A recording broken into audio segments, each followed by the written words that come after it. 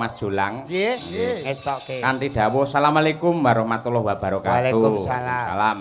Mas Cahyo Kuntadi matur nuwun sudah pinarak di Radio Madya FM. Dan selamat atas suksesnya Giling tahun 2025 Pikir Jagung Baru.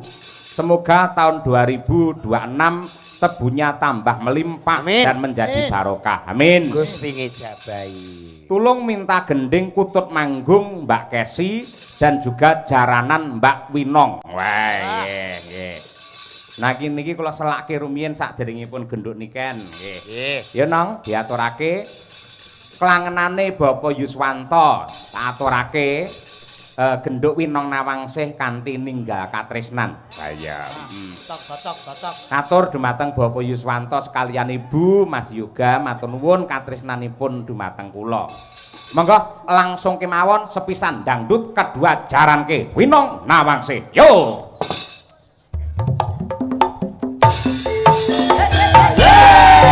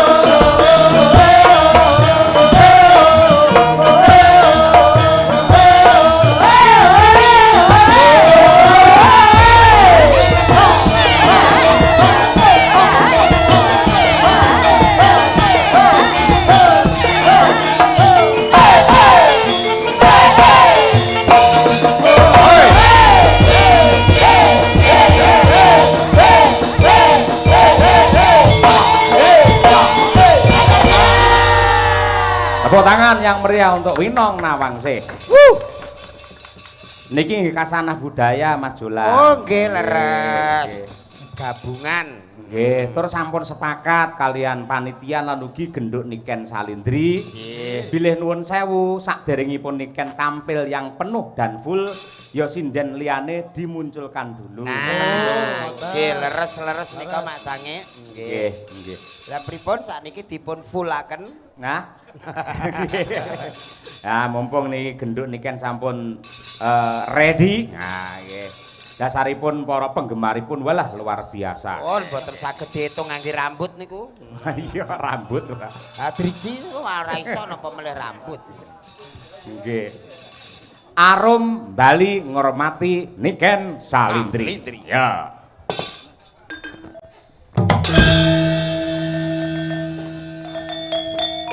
Oh.